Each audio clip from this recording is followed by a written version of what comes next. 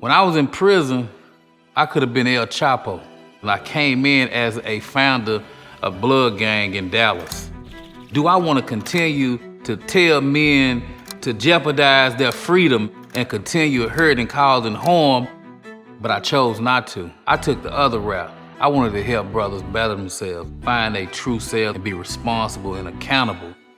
And so redemptive activism is acknowledging that you're worthy to be a part of the solution.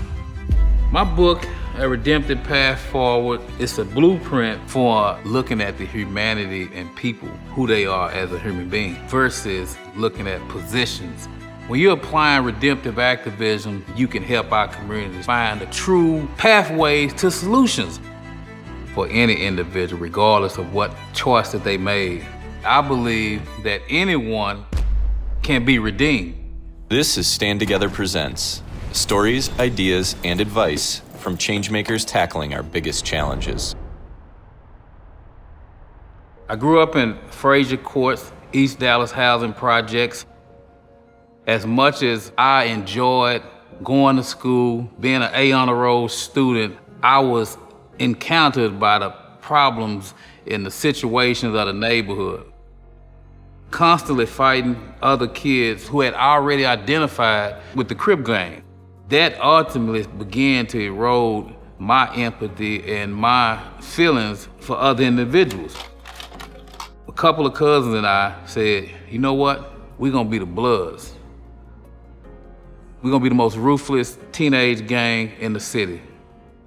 I went to prison thinking about how did I go from a talented and gifted student to a judge calling me a menace to society.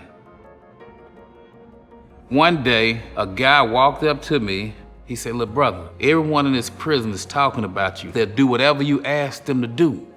If you can lead these brothers to do wrong, within you is the same power for you to lead them to do right.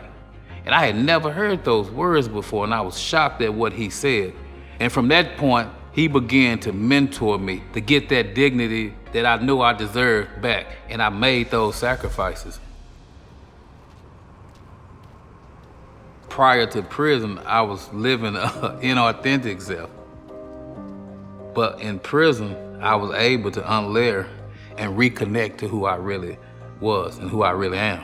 I can atone and I can repent and I can spend my life trying to help others not make the mistakes that I made.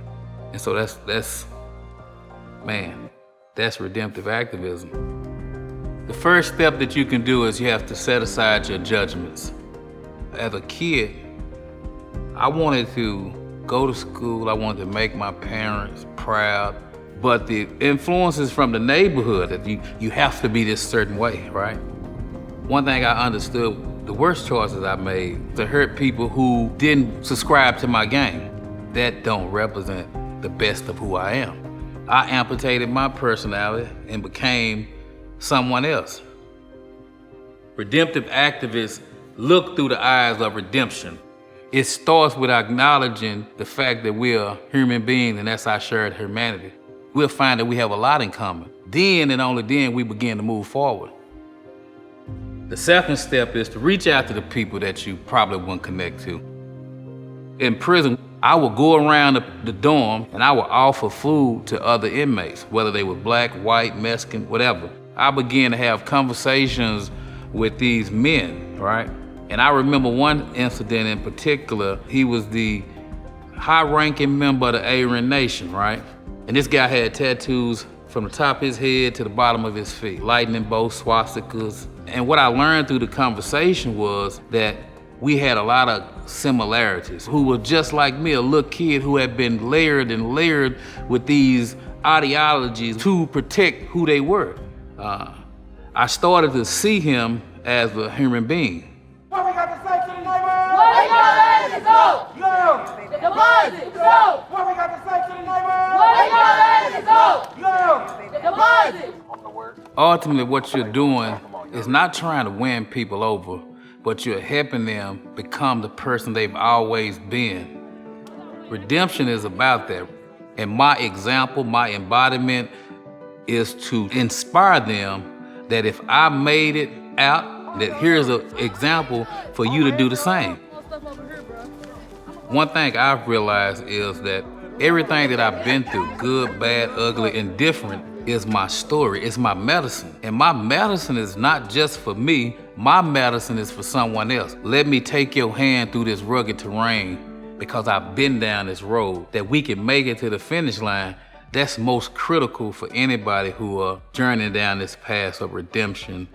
One of the things that we do is we go into communities alongside what we call OGs. And those are individuals who society says doesn't have value. So we need to chant so they can hear us and they can come out and help. We need to chant. So when I hear it, I need y'all. They are the ones who used to commit all of the crimes, who used to sell all the drugs, but they've realized through their interaction with us that they have influence and they have a part to play.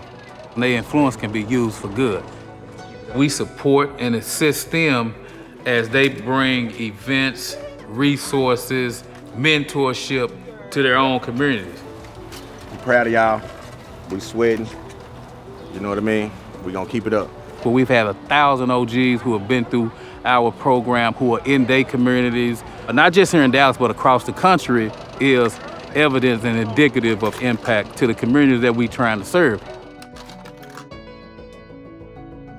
There are millions of individuals across this country who have been sapped by these environments. And so it's our job to bring out the best of these individuals, helping them become the best version of themselves. That's what redemptive activism is about. Stand Together partners with changemakers tackling our biggest challenges. To see more stories, follow our channels. And to learn more about how you can partner with us, go to standtogether.org.